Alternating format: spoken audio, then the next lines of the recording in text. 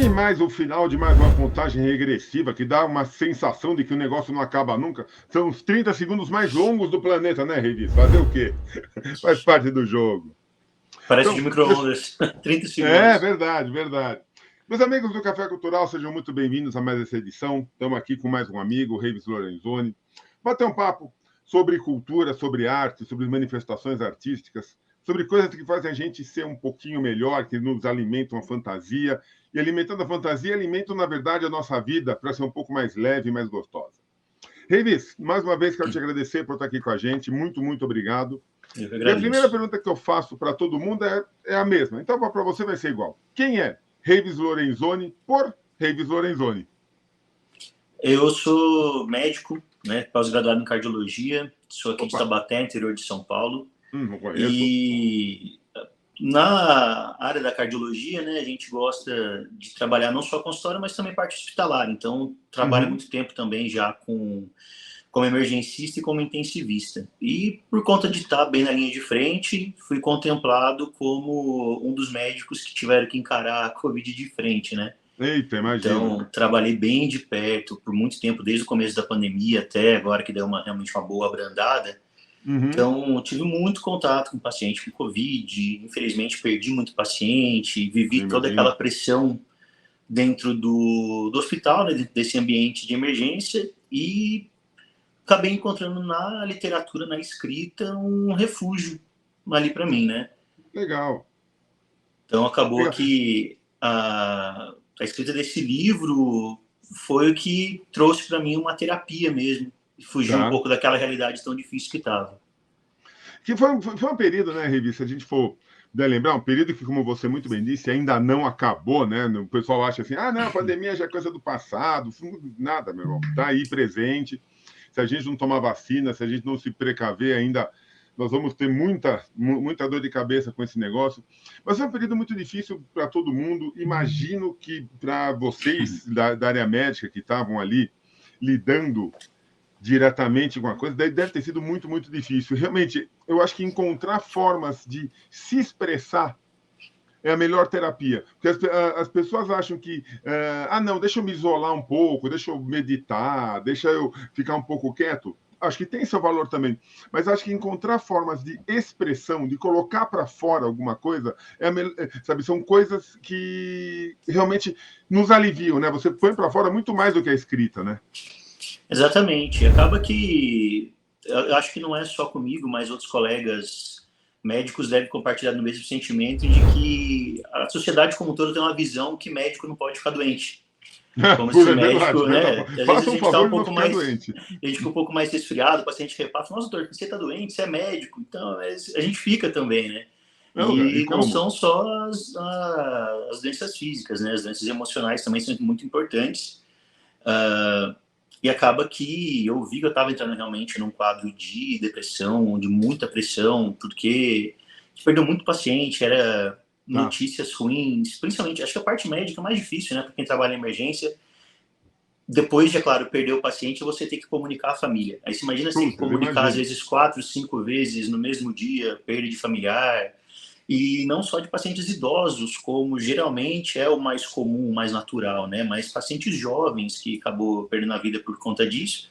Então, aquilo foi mexendo demais com a minha cabeça e estava Uhum, trazendo já problemas para minha casa. Minha esposa também é médica, mas não trabalha na área hospitalar. Então, acaba tá. que não tem essa mesma pressão, né? Então, precisei realmente me Ah, segurar no melhor coisa. silêncio e expressar na escrita. E, para Melhor mim, foi coisa, meu amigo. realmente a melhor coisa que eu fiz.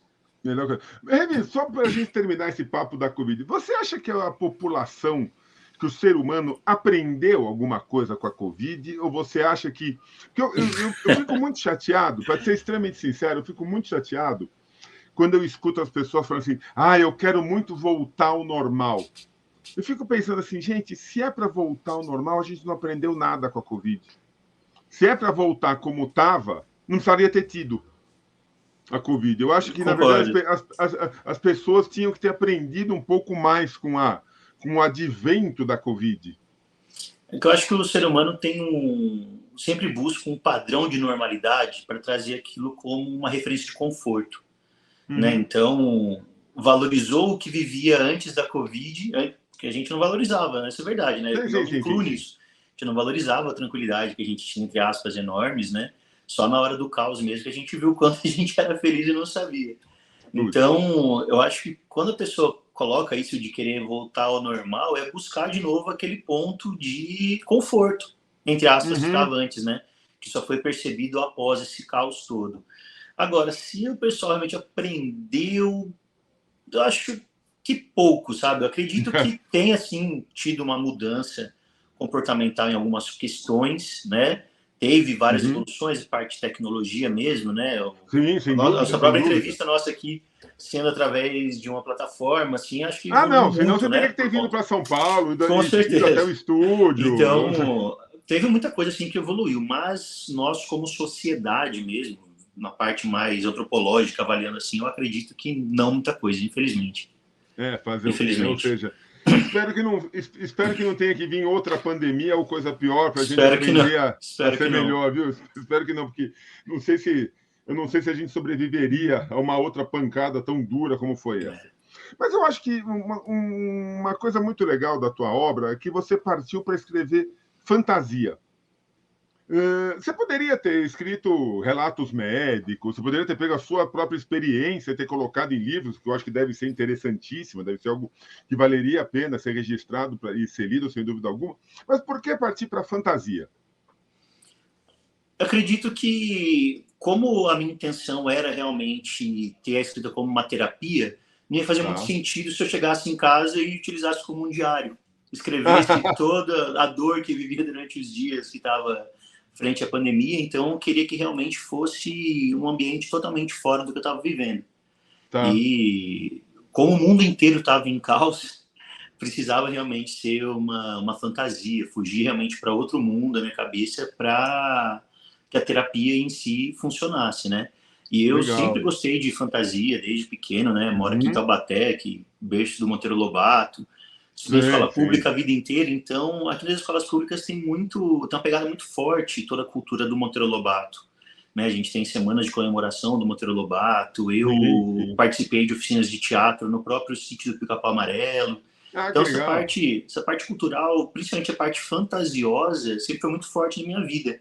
Talvez até mesmo pelo local onde eu nasci e cresci. Então, para mim, ir para um cerne fantasioso na minha literatura não foi nada de estranho. Pelo contrário, é um ambiente que eu me sentia mais confortável. Que legal, que legal. E você já tinha, dentro da sua cabeça, você já tinha a história, porque na verdade o livro que você está lançando, o Em Busca da Coroa, faz parte de uma trilogia a qual você deu o nome O Jogo do Rei. Você já tinha essa ideia, você já estava com isso na tua cabeça, ou falou, não, agora eu vou sentar e vai sair alguma coisa nova? Na verdade, a ideia do protagonista em si, né, que é o Rubio, ela surgiu quando eu estava fazendo um personagem de RPG há muitos anos atrás. Olha que era só. um príncipe que não tinha nada e que precisava, no caso, na época do jogo, né, conquistar alguma coisa para o povo dele. Então, a partir desse princípio, né, totalmente diferente, como eu disse, do que eu estava vivendo, peguei esse personagem, o qual eu tinha bastante carinho já e tinha várias ideias sobre ele e comecei a escrever. Na verdade, não era para ser uma trilogia. A história inteira desse primeiro livro era para ser uns 3, 4 capítulos só de um livro único. Mas conforme eu fui escrevendo, o negócio foi realmente se desenvolvendo, foi esticando. Quando eu vi já tinha mais de 150 páginas, eu falei, não vai dar para ser um só. Aí acabei estendendo, aí sim, coloquei um roteiro, comecei a trabalhar numa estrutura. Porque a intenção, a princípio, não era nem divulgar livro, não era nada. Né? Não tinha nenhuma pretensão comercial, era simplesmente escrever. Mas quando eu vi que tinha uma história maior ali para ser contada, então realmente comecei a profissionalizar mais a coisa. E aí a coisa começa a dar trabalho, né? Porque aí você tem que fazer roteiro, pegar personagem, amarrar personagem, amarrar trama. Uma responsabilidade. E é uma coisa interessante, assim, eu nunca tinha escrito antes, né? Sempre gostei de redação, enfim, leitura, mas escrever mesmo, autoria não. E é uma coisa muito louca, porque é como se a história estivesse se desenrolando na tua cabeça o tempo todo, é como se os personagens, os diálogos ficassem o tempo todo na tua cabeça. E enquanto você não coloca isso no papel também, você não tem sossego. Então acaba que isso vai se desprendendo no nosso dia a dia e fica, hoje em dia, nesse limite, né? Entre um hobby e entre uma responsabilidade também. Mas é algo que eu tô adorando viver, é realmente incrível. Que maravilha. E como que foi a busca, Revis, para você conseguir publicar o livro? Como que foi a busca? Porque muitas pessoas têm essa. Ah, eu gosto de escrever, eu até consigo escrever, eu consegui montar um livro interessante, mas, pô, eu não sei falar com a editora. Como é que foi essa tua busca por conseguir publicar a tua obra? Olha, atualmente com as coisas da Amazon, até mesmo do Magazine Luiza, eles têm uma facilidade hoje em dia muito grande, né? Eles oferecem uma facilidade na autopublicação, Tá. né? Então, hoje em dia não é algo difícil fazer uma autopublicação. Você precisa realmente de um capista, precisa de alguém para preparar seu Sim. texto, fazer uma revisão e publicar. Porém, assim, eu sou totalmente novato nessa área, mas pelo que eu vejo, os próprios pares em si têm um certo preconceito com Hum, autopublicados. Então é meio como se tivesse ali uma prova de fogo. Se você não passa por uma editora, acaba que você não tem o é, respeito de fato do mercado. Eu acho isso uma extrema bobagem. Eu conheço, hoje em dia, eu conheço alguns autores autopublicados que fazem muito sucesso sem nunca depender de editora. Porém, eu quis seguir o caminho mais tradicional, justamente por conta de, tá. infelizmente, não ter tempo de todo o trabalho da autopublicação. Então, fui atrás de várias editoras, mandei quando o arquivo pronto para umas 3 ou 4, tive a resposta de 3, só uma delas que não me respondeu. Tá. Mas, na verdade, o que eu vi da maioria dessas editoras, atualmente, infelizmente, o mercado está cheio de algumas editoras predatórias, que têm É, visto o autor como cliente, não o leitor em si. Então, sei. cobram os valores, às vezes, exorbitantes dos autores para realizar o sonho dele de publicar o livro. Só que, uma vez publicado, eles não estão preocupados com a venda desse livro, porque o Hum. ganho deles já foi em cima do autor, entendeu? É engraçado, Então, teve uma é virada, bastante né? complicado. Teve uma virada, porque eu lembro, você é bem mais jovem do que eu, mas eu lembro de uma época que você tinha o sonho de escrever e você procurava uma editora e, na verdade, você até recebia alguma coisa pela venda dos teus livros. Era pouco, quer dizer, claro, nós temos aí grandes nomes que conseguem fazer um bom dinheiro merecido com o livro, mas, na verdade, você publicava, você tinha o sabor de ter a sua obra publicada, e você recebia lá uns caraminguazinhos lá, você acabava recebendo porque tinha uma venda. Às vezes você conseguiu uma segunda edição. Opa, que coisa legal. Hoje em dia não, né? Você paga e não é barato para ter teu livro publicado, que nem você falou, essas editoras. E você nunca vai encontrar teu livro em livraria nenhuma porque já ganharam, né? É bem como você disse. Exatamente. O lucro deles hoje em dia, não estou generalizando, né? Estou falando da Não, claro, experiência ruim que claro. eu tive com algumas, mas infelizmente essas que eu chamo até de predatórias, elas buscam o lucro em cima do autor. O que vai ser feito depois do livro publicado, se vai vender, se vai divulgar, isso realmente não tem nada. E por sorte, eu acabei encontrando uma editora que, na verdade, é uma startup. Isso é um trabalho muito legal, que é a editora Tá, Flive, que fez a edição da publicação do meu livro, que dá todo o suporte, né? Eles são bem honestos desde o começo, deixando claro que a divulgação mesmo maior do livro é o autor, né? sem Por mais dúvida, que sem tenham dúvida. campanhas, só que a diferença é que eles dão esse suporte, te ensinam, né, em como fazer o marketing, em como Sim. trabalhar o livro, como trabalhar a imagem, coisa assim que para mim é totalmente novidade, né? Não tem nada a ver com a minha área médica. Então, eu gostei muito do suporte que eles me deram e também ficaram bastante interessados no meu livro e deu certo. Estamos aí trabalhando para a publicação do físico que vai sair agora no começo do mês que vem.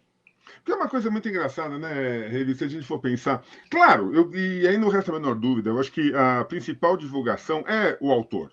Você tem o teu círculo tanto de amizades, e você vai ampliando, mas o trabalho de editora, de colocar o livro à disposição no mercado, vai atrair cada vez mais não somente autores, mas também leitores. Quer dizer, você busca, né? Porra, essa editora aqui está colocando coisas boas no mercado, essa editora está tendo um trabalho. Se a editora também fica só encostada esperando o autor trazer os amigos dele, dá licença, pô. Aí Então, a acaba coisa não que anda. essas editoras, como elas estão lucrando com o autor, não É, está havendo de fato um crivo assim editorial em questão de trabalhar o texto, de deixar realmente uma prosa mais bem escrita, um cuidado com a parte ortográfica.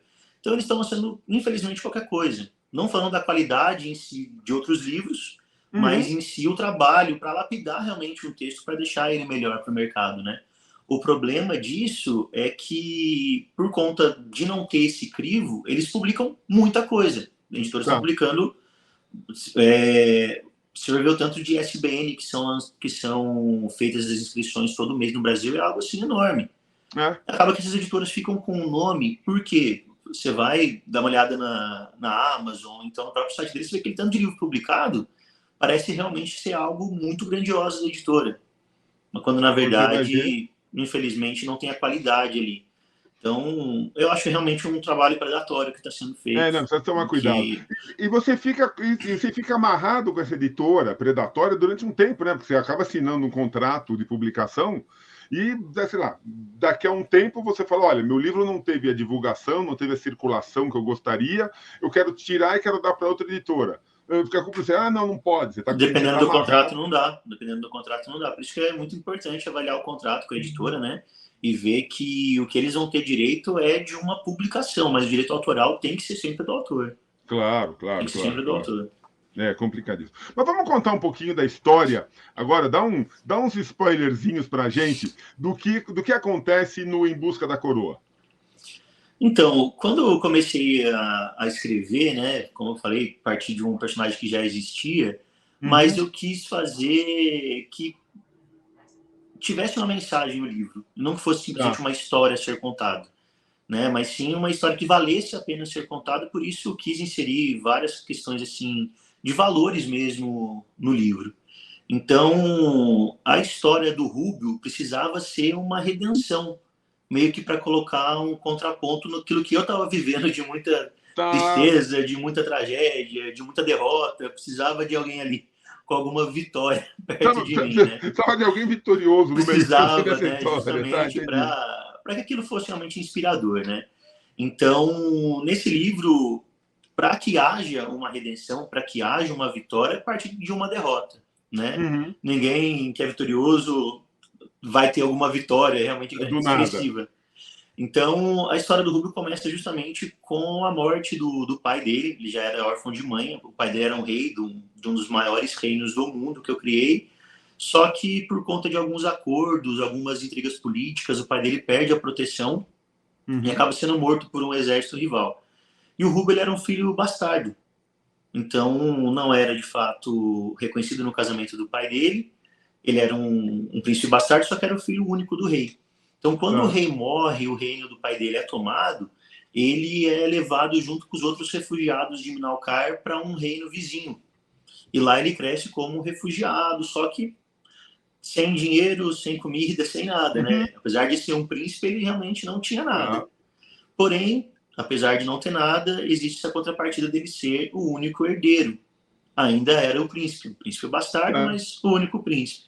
E quando ele vai crescendo, ele vai sendo justamente preparado pelo tio dele, o irmão do rei que faleceu, e pelo antigo mestre do pai dele, para que um dia ele tivesse condições de encarar os inimigos que tomaram o reino do pai dele e que pudesse retomar o reino que é dele por direito e Sim. trazer todo aquele povo que vive como um refugiado de volta para a terra de origem deles, né?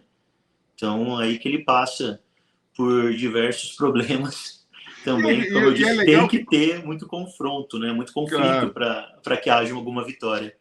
É. E o que eu acho legal é que com essa trama você consegue viajar o quanto você quiser, né? Eu acho que é legal, porque assim, você pode assim, eu já escutei coisas assim, gente.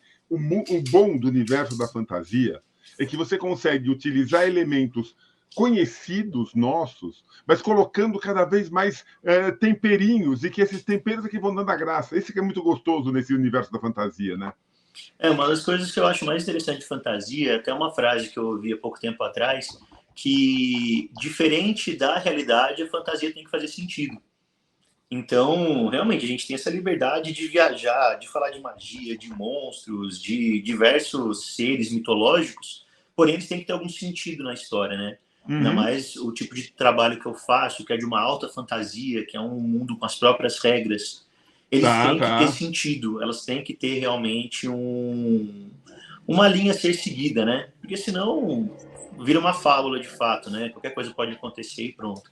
Então eu tive essa preocupação também quando planejei esse mundo inteiro, toda a parte geográfica, política, até mesmo religiosa, que tem uma religião realmente própria nesse universo, para que tudo fizesse sentido e fosse mais verossímil, né, pro leitor. Se for leitor de fantasia exigente como eu, então eu queria que fosse uma história que eu quisesse ler.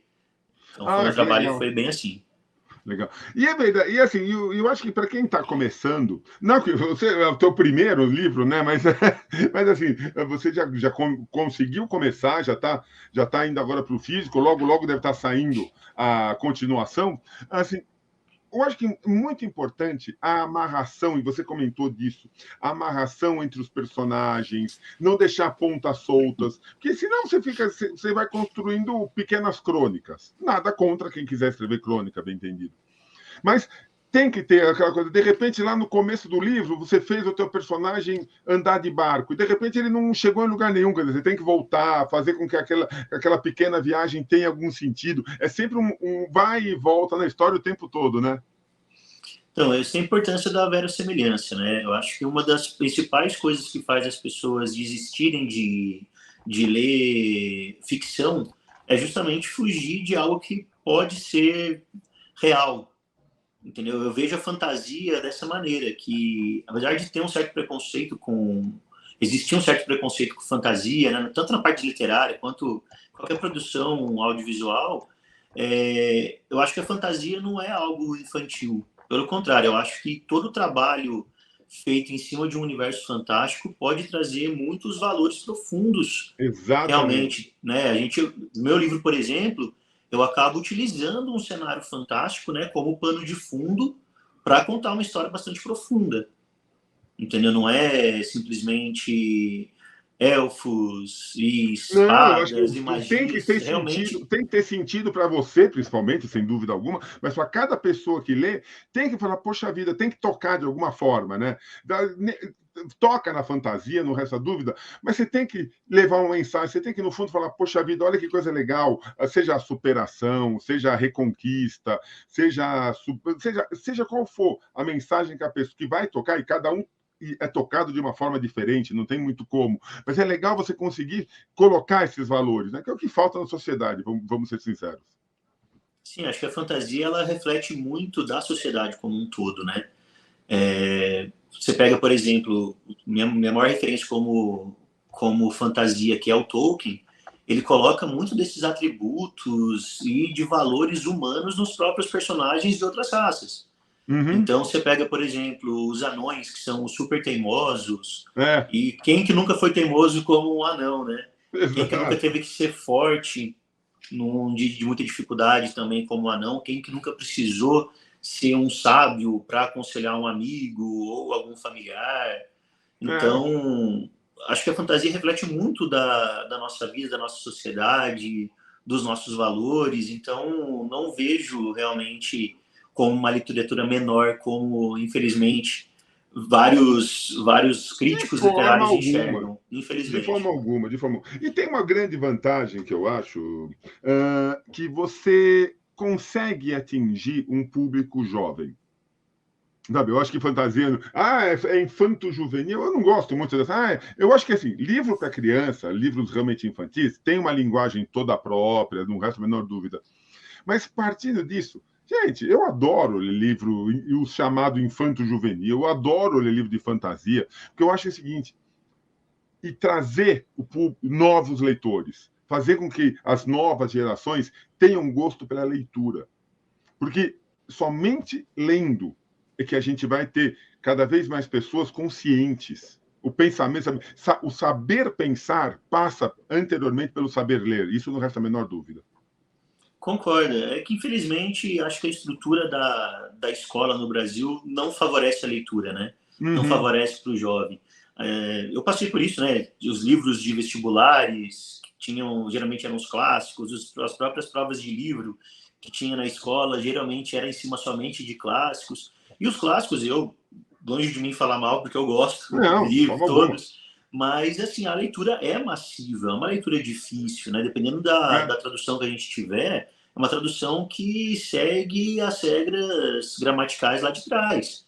Então, palavras que às vezes eram do cotidiano, que a gente não usa mais, que Então lá. dificulta a leitura. Você pega, às vezes, um adolescente, uma criança, primeiro contato com a leitura vai ser em cima desses livros, não vai Não, realmente já animar desanima, né? de ler nada. Desanima, desanima.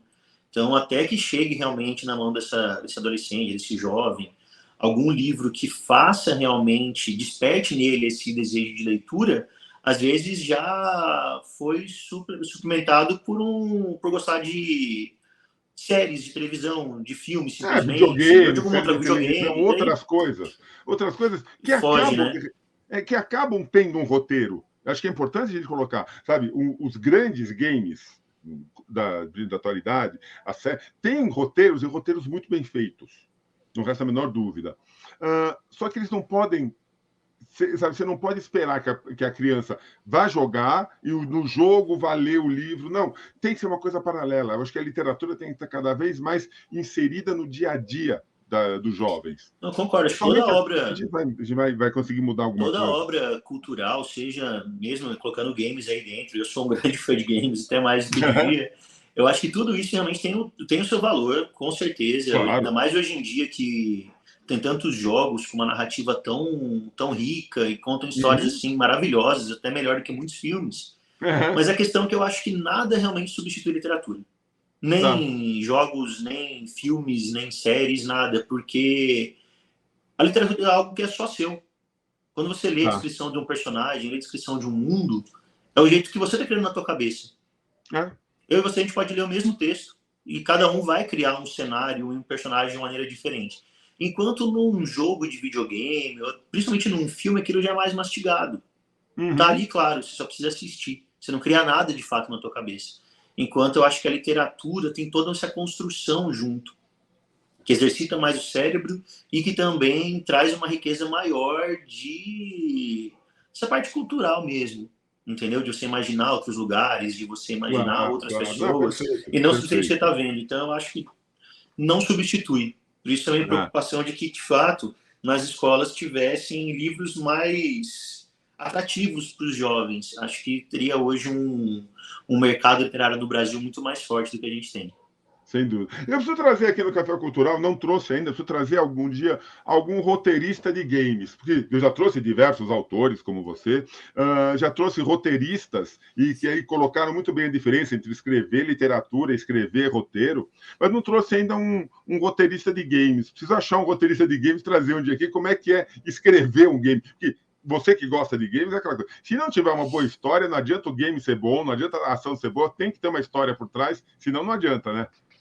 Até porque você vai viver a vida daquele personagem, né? A gente falando mais, por exemplo, de jogos de RPG, jogos de aventura, você tem que entrar naquele personagem e viver ele, né? As Uhum. suas escolhas vão fazer diferença na história, mas se você não tem uma história a ser seguida, simplesmente apertar um botão e pronto, o pessoal realmente larga, não tem o interesse, né?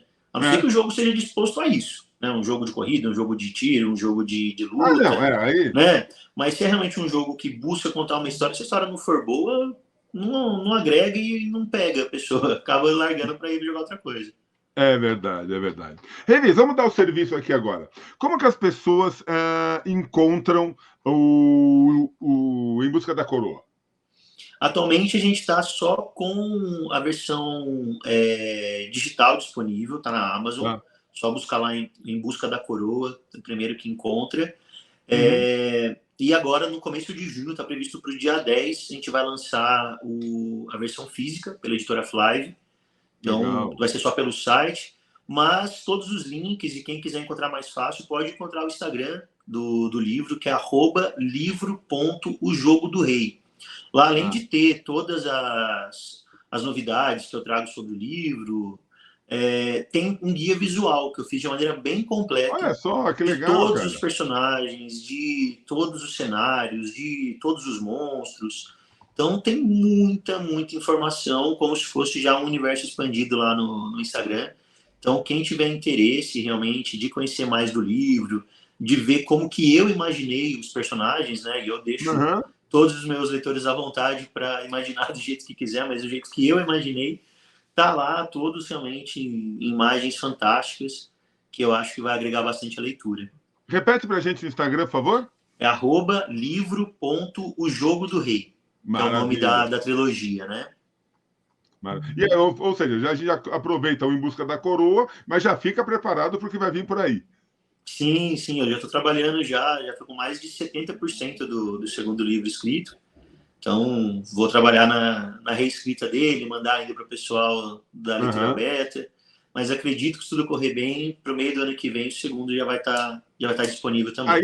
Aí você vai voltar no Café Cultural, não resta a menor dúvida. Espero que sim, só convidar para não estar junto aí de novo. Claro. E quem quiser conhecer um pouco mais do Reives Lorenzoni, do teu trabalho, médico, escritor, você também tem redes sociais, o povo pode te achar por aí? Sim, eu tenho meu Instagram, que é só @Reives mesmo, que eu acho que não vai ter nenhum outro, então nem precisei de sobrenome.